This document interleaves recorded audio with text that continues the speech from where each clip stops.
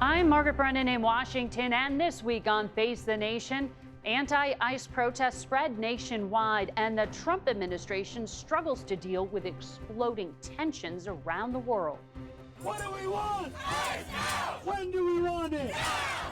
4 days after an ICE agent shot and killed a protester in Minneapolis, the struggle to own the narrative of what exactly happened continues.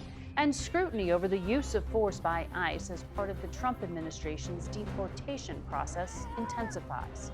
We'll talk with Minneapolis area Democratic Congresswoman Ilhan Omar, then turn to the New Year's eruption of unrest around the world. As the deadly protests in Iran spread, are the regime's days numbered? And what's the Trump administration's red line when it comes to taking more action against Iran? Finally, the administration tries to work with what's left of Maduro's government as President Trump makes plans to take advantage of Venezuela's oil and mineral-rich land. American companies will have the opportunity to rebuild Venezuela's rotting energy infrastructure and eventually increase oil production to levels never ever seen before. We'll ask Energy Secretary Chris Wright about that. Virginia Democratic Senator Tim Kaine and Florida Republican Congresswoman Maria Elvira Salazar will also join us. It's all just ahead on Face the Nation.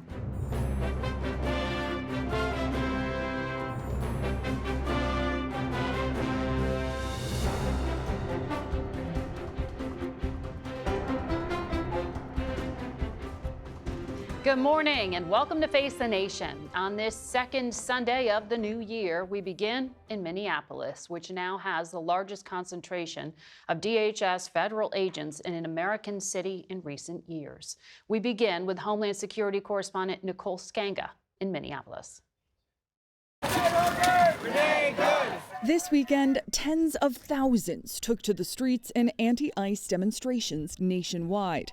In Minneapolis, braving sub-freezing weather to mark where 37-year-old Renee Nicole Macklin Good was shot and killed by an ICE agent. Days after the fatal shooting, you can see that hundreds of protesters are still showing up. Minneapolis is a city still on edge. They're saying immigrants are welcome here, demanding answers and a fair investigation. State investigators say federal officials have denied them access to evidence in the investigation of Good's death. The current posture is that the investigation is one that the feds want to do without state involvement. Sources tell CBS News the Department of Homeland Security is planning to send hundreds of additional U.S. Customs and Border Protection agents to the Twin Cities this month, adding to a footprint of roughly 2,400 DHS personnel. On Saturday, Democratic members from Minnesota, including Representative Ilhan Omar, were blocked from touring an ICE detention facility just outside of Minneapolis. What happened today is a blatant attempt to obstruct members of Congress from doing their oversight duties. A CBS News analysis has found ICE agents have fired their weapons in at least 8 incidents over the past 4 months, resulting in 3 deaths. Nearly all of the shootings involved vehicles. Cell phone video amplified by the White House shows ICE agent Jonathan Ross's point of view. I say go get yourself some lunch, big boy. And what are likely Good's last words. Fine, dude. I'm not mad at you. The refrain now memorialized by mourners and protesters alike. CBS News has learned prosecutors within the Justice Department's Civil Rights Division will also not join the FBI's investigation, breaking with past practice and raising further questions about just how far the federal inquiry will go. Margaret? That's Nicole Skanga in Minneapolis. And we're joined now by Congresswoman Ilhan Omar, who represents a large portion of that city. It's good to have you here. I represent the whole city. Yeah. Thank you for having me. Thank you. The Trump administration is actively telling the public that journalists are misleading them. You heard what was just reported from the scene. What we know is that Renee Macklin Good and her partner were protesters. They were driving around Minneapolis. They were recording what some of these ICE enforcement officers were doing. And the local police chief says Macklin Good blocked the street with her car. President Trump has said that the partner was a paid agitator. That's the phrase he used. Secretary Noem alleged this was an act of terrorism. Given how much heat there is and the administration's scrutiny, would you tell Americans it's too dangerous to demonstrate and to go out and document as she was doing? I think it is really important for Americans to record, to create the level of accountability and transparency that we need. What we have seen in Minneapolis is ICE agents oftentimes jumping out of their cars. These are unmarked cars. Oftentimes they're wearing a mask. They're approaching, running towards cars. They're pulling people out of those cars. Oftentimes these people are citizens. Oftentimes these people have documentation of their legal right to be in this country. And we know that DHS has lied repeatedly when it comes to these accounts. So it is even more important for there to be recording from eyewitnesses every single time these actions are taking place. But do you see from the recordings that we see, is there anything that you believe was being done that should not have been done by Macklin Good? The administration says she was blocking the road. They are claiming this is an act of terrorism. Yeah, Renee Nicole Good, as you hear her say, she's not mad. She's sitting in her car, peacefully waving cars to get by. This agent, as you see, gets out of his car, automatically starts running towards her, trying to open her door. She feels scared. She tries to turn the wheel away. And then you see the other officer, who can clearly see the car is moving, move towards the front of the car, which, if they are saying that he has 10 years on service and is trained, he should know that you shouldn't be trying to get in front of a moving car. And so it is not acceptable for Kristi Noem and the president and the vice president to make these kind of judgments without there being a full investigation, even though we can see in the videos that have been produced so far that what they are describing is really not what is taking place. And so if they're saying that we shouldn't believe our eyes, then let the investigation take place before you characterize this mother of three as a domestic terrorist. Prove to us what documentation you have, that one, that she was paid, two, that she was agitating when we can hear her say she's not mad, she's not upset. She's clearly trying to wave cars to bypass her. And so it's just, this level of rhetoric is unjustifiable to the American people.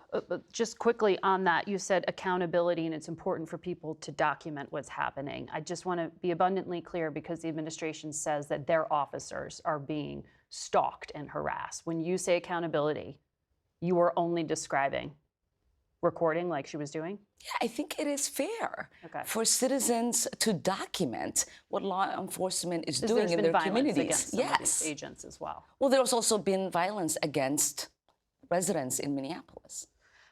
There right now is a lot of heat on your state. Treasury Secretary Bessent called Minnesota ground zero for what may be the most egregious welfare scam in our nation's history to date. 85 of the 98 people who were charged by the Justice Department with this welfare scheme are Somali.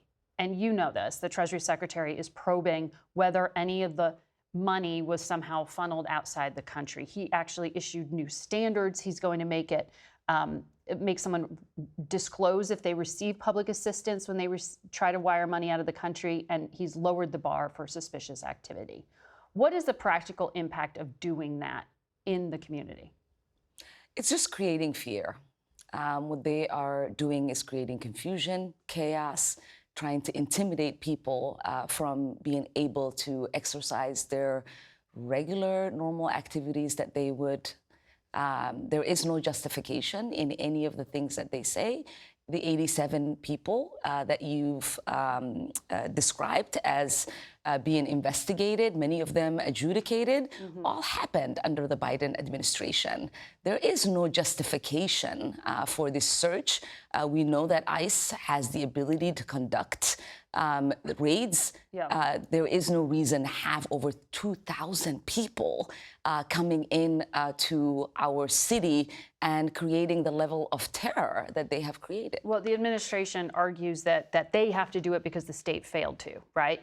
The federal government and the state have been working peacefully together and have brought justice to these 87 people that you've described. None of the search that they have conducted has produced any sort of criminal activity. They haven't been able to charge anyone as of yet. Well, the administration also announced they're going to cut food stamps to Minnesota because they say some of the food stamp money had been embezzled here. Are you and those are the things that are being that litigated, and it is, again, unconstitutional for them to do so. Are you confident that the fraud that has been discovered is no longer being conducted now? Is there any justification for saying this food stamp money is somehow being misused? Yeah, there are ways to investigate fraud, which we have been doing in Minnesota, which the federal government has been doing under the Biden administration. There is no reason for them to use this level of rhetoric. There is no reason for them to fully stop funding these programs. The only reason they are doing that is for PR purposes, and it is harming our state, it is harming my constituents, and it is creating the kind of chaos and confusion that no one needs in this moment. Because the administration and many conservative allies of the administration argue that this is still ongoing. There was that conservative influencer who went out and posted this video that went viral alleging that daycare facilities were pocketing public funds. Yeah, and as you know, he went hours where these businesses were not operating. Yep, CBS went out and did its own again investigation. creates the level of confusion and chaos that is not necessary in a moment when we are trying to deal with a serious problem that needs serious people to be able to address it. But do you think there was no recorded evidence of fraud according to the CBS investigation that was conducted? But Governor Walz did choose to not run for re-election. He dropped out of the race because of all of this. Because he wants to focus on defending our state and not defending a seat. Do you think there has been a sufficient level of accountability and ownership of the failure to have oversight here? Do you think this ends? That is what we want. We want to collaboratively work with the administration to try to make sure that there is no fraud that's being perpetuated on our state. What we do not want is the level of terror, of confusion, of chaos that is being created without any results in this moment. Very quickly, before I let you go, the Chair Oversight Committee said that he wants to refer you to the Ethics Committee. I've been referred like 100 times, so he's looking at your husband's income and net worth. He said it was tied to private equity investment funds, but he seems to be insinuating that you personally are tied into this welfare scam. How do you respond to that? Ever since I've gotten to Congress, they have been doing these sort of weird ethics investigations. None of them have yielded anything because I have been as transparent as I can be, and there is nothing wrong with any documentation that I have ever provided to the federal government. Congresswoman Omar, thank you for joining us today. Face the Nation will be back in 1 minute. Stay with us. This morning, President Trump vowed that Venezuela now has the military protection of the U.S. This comes just 1 week after he said the U.S. would run that country. Meanwhile, Venezuelan opposition leader Maria Corina Machado is expected to travel to Washington to meet with President Trump this week. For his part, Mr. Trump and his team met with dozens of U.S. oil executives late last week, urging them to commit $100 billion to boost oil production there. Joining us now to discuss it all is the United States Secretary of Energy, Chris Wright. Good to have you here in person. Thanks for having me, Margaret. Before I ask you about Venezuela, very quickly, these protests in Iran, that is a country reliant on oil to keep its government-controlled economy afloat. The president's been briefed on military options. What is the U.S. willing to do to help? Certainly the president has been very outspoken about wanting to have freedom and rule of law and capitalism and great relations with the United States return. So we'll see. I think his moral support has been strong. Certainly he's taken a strong stance against the mullahs in Iran in disabling their nuclear program. I think the people in Iran are rising up because they feel there's a strong America that has their back. I won't go into any specifics there, but we wish them well, and we'd love to see a free and democratic Iran again. Will there be more interdictions of vessels carrying Iranian oil? Any more activity on that front? I won't reveal any change in position there. Okay. Let me ask you about Venezuela. Yes. Where you have been very focused and very central to the president's policy. The president said that Venezuela now is the United States, the most powerful military in the world, to protect them. And to protect them, we will. Is the United States military providing security guarantees for American companies? We're not doing that right now, but what he means is we're changing the game for what's happening in the ground in Venezuela. Venezuela has purchased $20 billion of Russian weapons. They got Cuban mercenaries there. They supply oil to Cuba. They harbor the Hezbollah's headquarters for the Western Hemisphere. Venezuela has been a very dangerous, very destabilized place going down the tubes. And with the United States' influence now by controlling the sale of their oil and therefore the flow of funds into the country, we think we will see relatively rapid change, improvement on the ground in Venezuela. This is a process. We're only 8 days into the process, but it's off to a strong start. Well, it's off to a quick start. You had the oil executives at the White House just Friday. But the State Department yesterday had a security alert I want to ask you about because it specifically cited the risk to Americans in Venezuela. And it said armed militias are setting up roadblocks, searching vehicles for evidence of U.S. citizenship or support for the U.S. The man who runs those militias is Diosdado Cabello, who is the Minister of the Interior. Is he ordering the hunting of Americans? Not that we are aware of, but we should be cautious. Look, this is, as they say, 8 days into a change of leadership there. The interim authorities are trying to establish power. Collectivos have been running wild over Venezuela for over a decade. Right. So, yeah, you're not going to... He controls them. He does. So is he safe in his position? Because right now the administration seems to be working with him. We need to work with the people that have the guns today to ultimately move the country to a representative government and a better station. But what you've got to prevent in the meantime is a collapse of the nation. And I think the strong moves we're making right now is to influence the people with the guns today, which is part of a process. And you're not concerned he's going to undermine the more business-minded President Delcy Rodriguez? Oh, of course we're worried about things like that. We need to get stability among the leadership in Venezuela. So, yes, of course we're concerned about those things. So tell me broadly, is the Trump administration's goal here to acquire the state oil company PDVSA and to run it? Are you going to put Americans on the board? How's this going to work?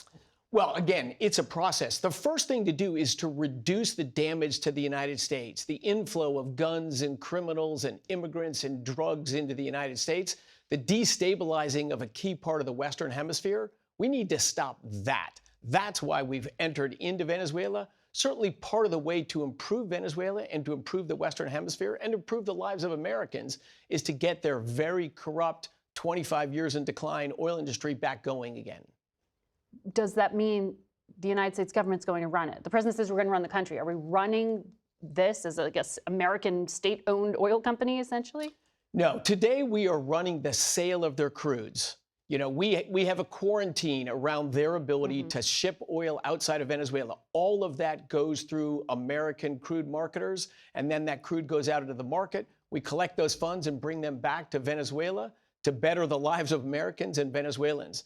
But in the long run, what will happen with Venezuelan oil resources? Yeah, of course, quite likely you'll see American companies, expanded presence there. You'll see growing production. Of course, you're going to see more American involvement in there. But exactly how that's going to work, that's going to unfold over time. So back in November, a U.S. judge backed a bid by an American hedge fund to purchase Citgo Petroleum. The Treasury still has to approve that deal. The hedge fund is actually run by a big Trump donor, Paul Singer. Do you want to preserve Venezuelan ownership of Citgo? Do you want to have America have a financial stake in it? Like Trump bought what big portion of an Intel company. Do you want to own portions of oil companies? Again, that's going to be up to American businesses. That's certainly a very real possibility. The Citgo sale is part of bringing redress to creditors of the United States for the Venezuelan government. And of course, one of the capital providers in that transaction is a hedge fund provider you just mentioned. Mm-hmm. There's lots of American investors and American refining entrepreneurs that are involved in that. So to take Venezuelan-owned refineries that are in the United States and legally, through an auction process, transfer them to American owners and American entrepreneurs in the refining business, I think that's fantastic. There's concern about corruption here, though. Will there be Americans installed on these boards? And how do you respond to these allegations that some Trump donors are going to get preferential treatment?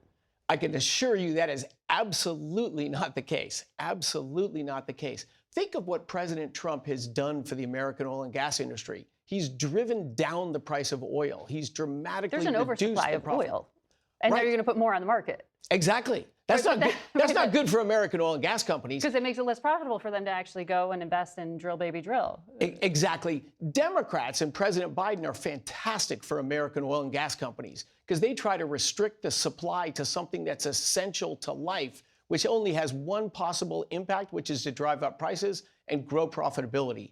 So President Trump is no helper to the oil and gas industry. And certainly there's no corruption, preferential placement of people. There's none of that. I can assure you of that. I'm in the center of this. How are you going to decide the contracts? Is the Treasury going to approve the Citgo dominance there in that? That went through a large auction to buy. Are you going to brief to Congress the decisions you're making about which firms get access? Absolutely. That was an auction open to all American firms. There were many bidders, including the coalition of bidders you mentioned. We want those assets to get as much money as possible to go back to the creditors of the Venezuelan government, and we want American refinery assets owned by Americans that are going to increase the throughput, drive down the price of gasoline in America. Okay, so Secretary Rubio said there's a 3-point plan: stabilize, rehabilitate, transition. This sounds indefinite. Even when you heard some of those oil executives, Chevron's leadership, they're already in Venezuela, we should say, said it'll take 18 to 24 months to even increase oil production by 50%. So how long is this American involvement? Because he's saying there it's at least 1.5 years, 2 years. They've been there for 100 years, and likely Chevron's going to be there 50 years from now. But the United States government, how long does that role continue? You heard the third part of Rubio's question, which is transition. We want to bring a representative government to the people of Venezuela. I think then you'll see the full sovereignty back to the government of Venezuela. We don't have a legitimate government of Venezuela today. We'd like to move and get there. But America's there as a timeline? 25 years this country's gone in decline. Yeah. President Trump, out-of-the-box, creative intervention has allowed us to change the game. Yeah. But I don't know the timeline of that. It's not weeks. It's more months. Could be a year or two. Could be more. Okay. Secretary Wright, thank you for your time today. We'll be right back.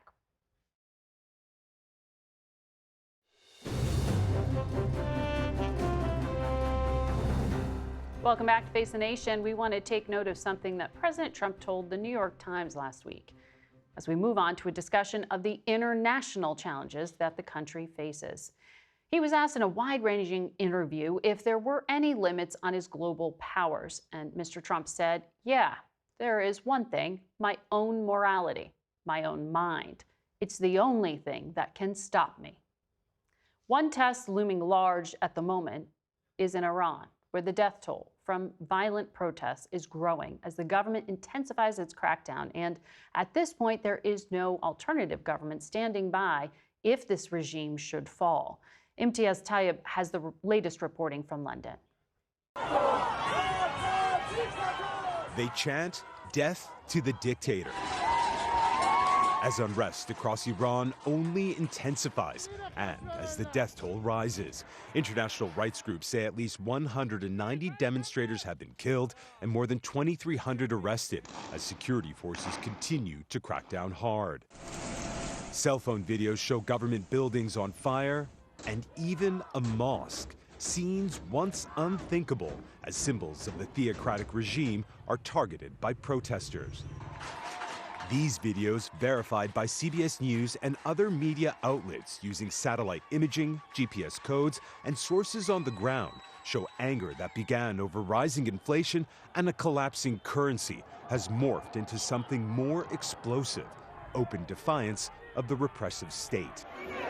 Including in Mashhad, Iran's second largest city, where thousands flooded the streets overnight and blocked roads, with some chanting, "Long live the king."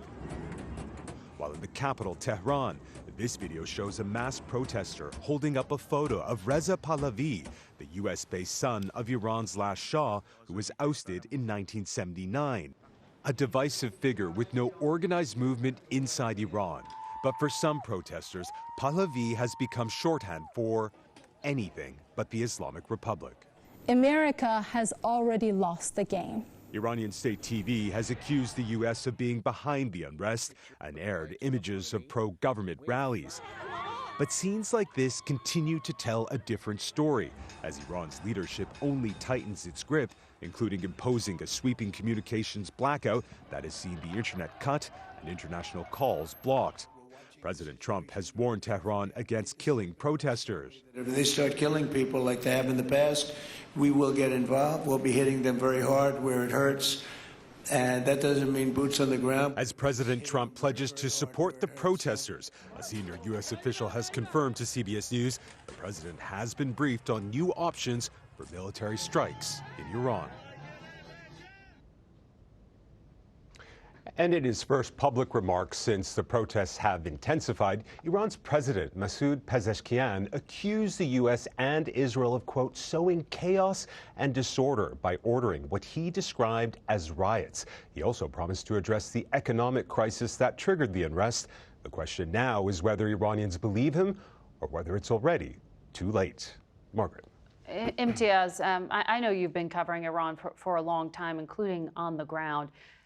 There have been protests before that have been just brutally suppressed. What's different this time?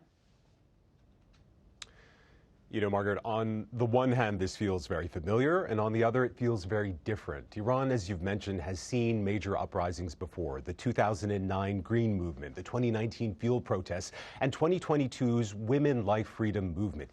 Each had its trigger, each was met with brutal force, and each was eventually crushed. What's new now is the layers of crises facing the regime. Iran has a collapsing currency, there are chronic power and water shortages, it faces punishing sanctions, and it's still absorbing the aftershocks of last year's 12-day war with Israel. I was in Iran right after that war, and people were already quietly questioning the regime's competence and its vulnerabilities.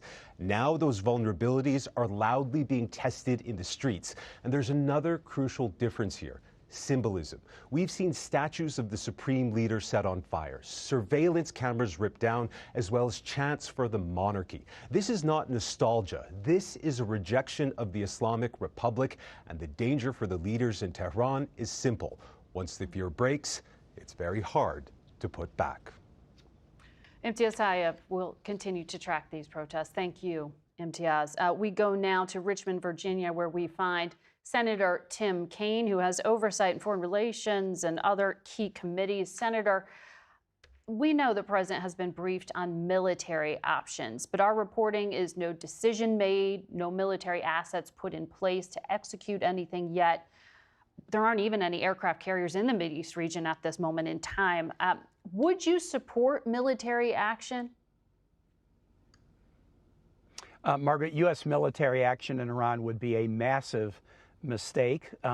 It would have the effect of giving the Iranian regime the ability to say it's the U.S. that's screwing our country up. Right now, Iranians are blaming appropriately the regime for screwing up the country. This Iranian regime has spent years focusing outside its borders on fomenting terrorism and aggression in Iraq, Syria, Lebanon, Yemen, Gaza, instead of listening to the needs of its own citizens. And much like Syrian citizens finally threw off the yoke of Bashar al-Assad and that brutal regime without U.S. military intervention, it looks to be that Iran's doing the same. So let's celebrate their freedom-loving spirit, Let's keep up the sanctions pressure, which helped in Syria and is helping, I think, dramatize the misdeeds of this regime. But U.S. military action would just bring back the painful history of the U.S. Toppling the Iranian prime minister back in the 1950s, and would give the regime the ability to blame their own failures on the United States. You mentioned Syria there. There was some, covert U.S. support. There was something in the beginning, at least, with that kind of uprising. Would you support any kind of help? I mean, the president's saying we're going to help the protesters. What does that mean, or what should it look like? Well, I think, again, let's use sanctions. In Syria, the Caesar sanctions that we put in place in 2019 to punish Bashar al-Assad for war crimes had a real effect on the Syrian energy, construction, and other sectors. And when Syria chose to go a new path, President Trump, with the support of a bipartisan Congress, has reduced those sanctions to open up a new chapter in life for Syria. That's the right answer. But military action, we did not take military action against Bashar al-Assad. We have been engaged militarily in Syria to fight ISIS, because ISIS was part of al-Qaeda. There's a military authorization for use of U.S. force against ISIS. We've worked with other nations to reduce them, but we didn't use military action against Bashar al-Assad, and we shouldn't use military action against the Iranian government in this protest moment. Let's support these brave freedom fighters in other ways through sanctions, but not use our sons and daughters in the military to do so. Just very quickly, when you mentioned there was authorization for force in Syria and ISIS, I assume that means you support the military strikes that took place yesterday against 35 targets in Syria. This was in response to the killing of those 2 U.S. soldiers and American interpreter. That's valid, in your view? Yeah, it is legally valid. That it has long been held that the 2001 congressional authorization against al-Qaeda includes the ability to go against groups that have come out of or have affiliated with al-Qaeda that mean harm to the U.S. troops. And in this instance, ISIS is still a threat to U.S. troops. There is a legal authorization for the use of force, which is what makes this so different than the use of the military force against Venezuela or Greenland or Cuba or wherever the president wants to take us to war next. Well, you're taking me to the next topic, which is this effort you led. You got about 5 Republican senators to join your effort in this procedural vote to restrict the president's actions. He would require new congressional approval before new military action in Venezuela. Do you think the Republicans who were with you on this vote will stay with you, given that the president has openly threatened them? Margaret, I think they will, and I think more may join. The 5 Republicans who voted with me, let's be clear what they were voting for.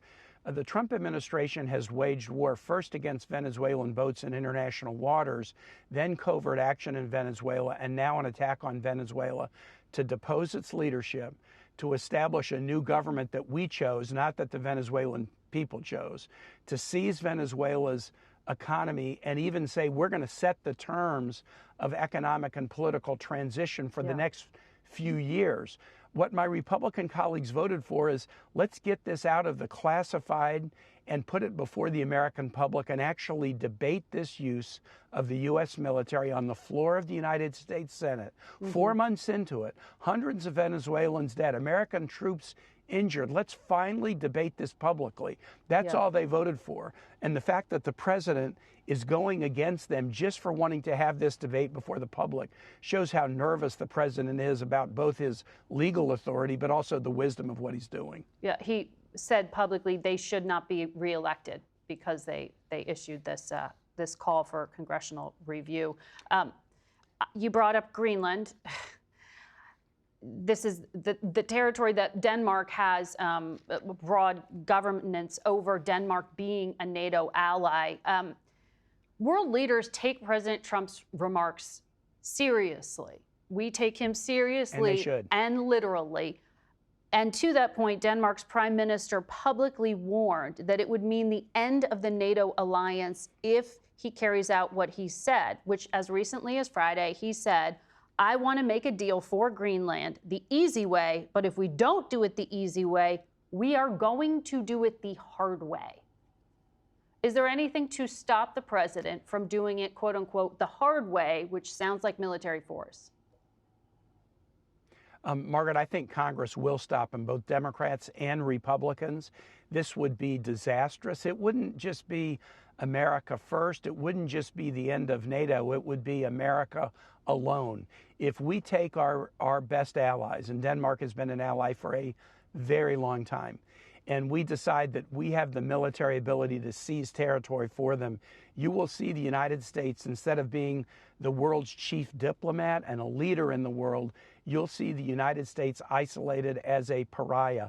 And I've talked to my Republican colleagues. They watch what the president has done in Venezuela. They hear the threats against other nations.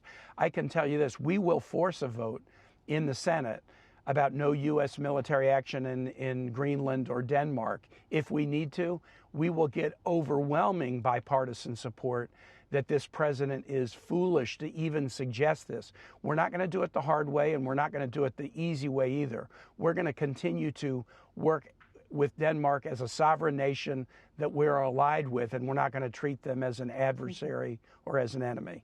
We will watch for action in Congress on that front. Senator Kaine, thank you for your time today. We'll be right back. We turn now to Florida Republican Congresswoman Maria Elvira Salazar, who joins us this morning from Miami. Congresswoman, welcome to Face the Nation. Thank you for the opportunity. You are one of Maria Corina Machado's top allies in Congress. You've said she is coming to Washington this week. President Trump said maybe Tuesday, maybe Wednesday, details still being worked out. Why is it important for her to get in front of the President of the United States, who is backing Maduro's #2 as the current president of that country?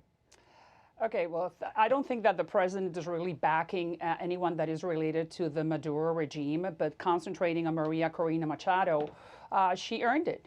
She was the one who put together this, she proved to the international community that they, the opposition forces, had won the election. She was able to somehow create the tallies and prove to the Trump administration that they had won 70 to 30.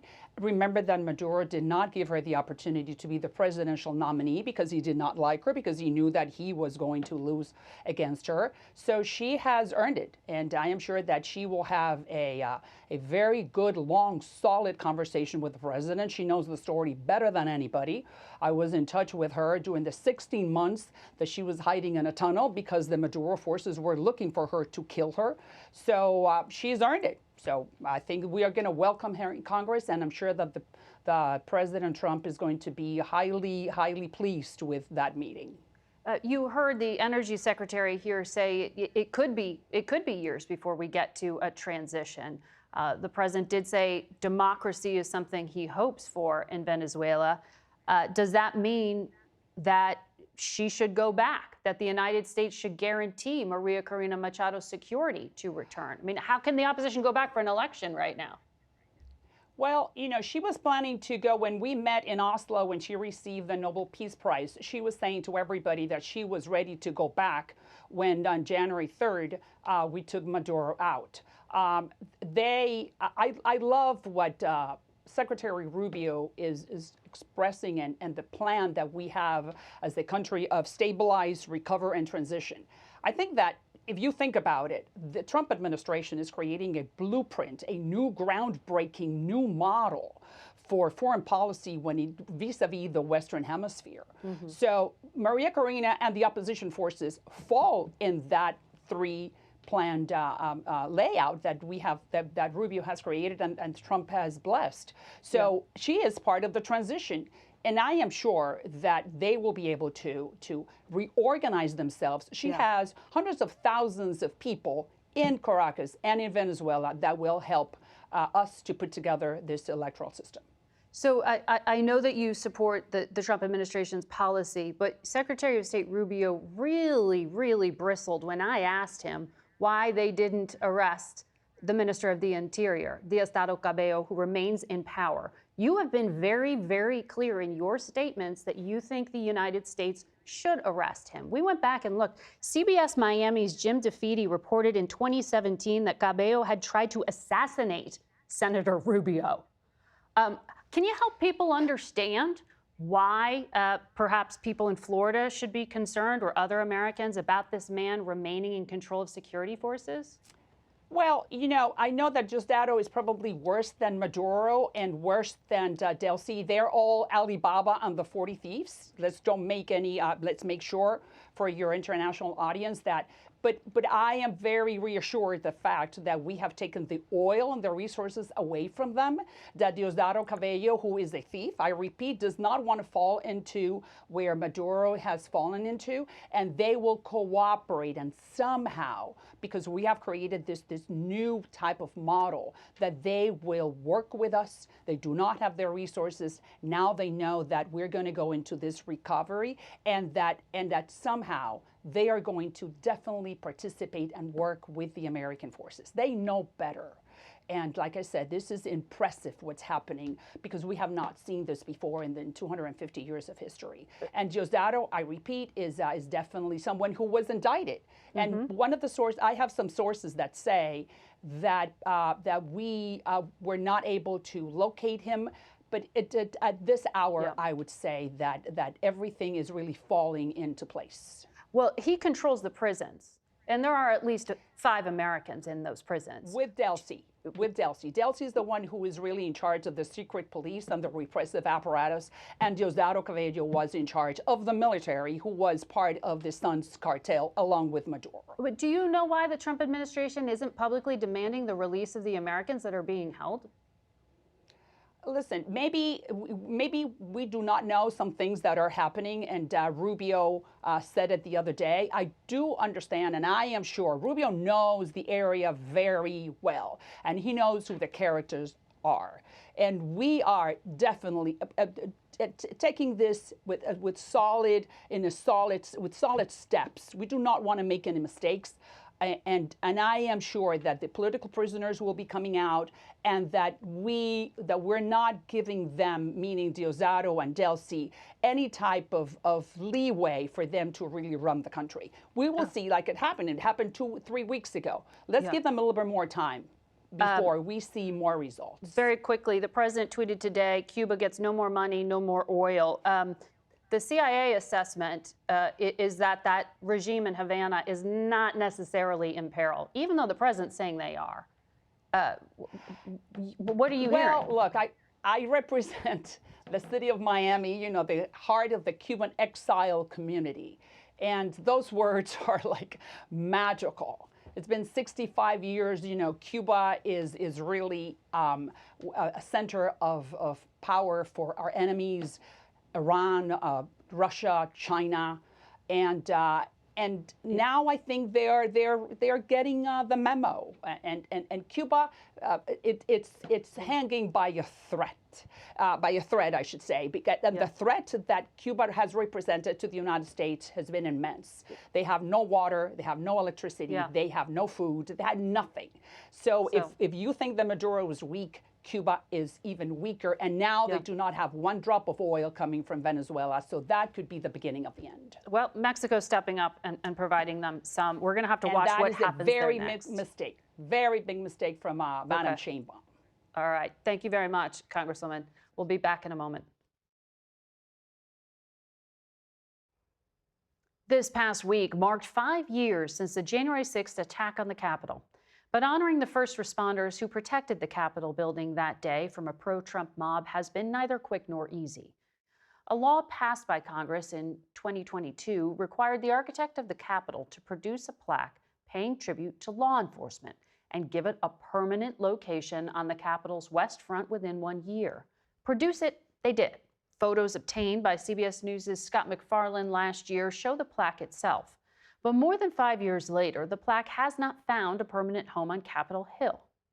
The delay is owed, in part, to House Speaker Mike Johnson, whose office says the law is, quote, not implementable because the law called for a tribute to law enforcement members, while the plaque itself honors whole departments rather than individual officers by name.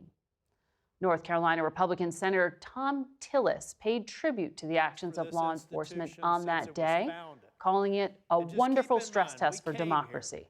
We heard thousands of people storm this Capitol. People died. Police officers were injured, hospitalized. One died shortly after January the 6th. A lot of people said that was a dark day for democracy. I would leave you with this. It was a great day for democracy because of the law enforcement officers, the people that kept us safe, because you know what we did when confronted with thousands of thugs storming this building? We took a brief recess. We got ourselves together. The Capitol was secured, and before we left this compound, we came back and completed our constitutional duty to certify the election. At Tillis's urging, the Senate voted by a procedure known as unanimous consent to make any changes needed to the original law in order to get the plaque installed once and for all. Not a single senator objected. The plaque is expected to find a temporary spot in the Senate in the coming days, while the architect of the Capitol identifies a more permanent home. We'll be right back. That's it for us today. Thank you all for watching. For Face the Nation, I'm Margaret Brennan.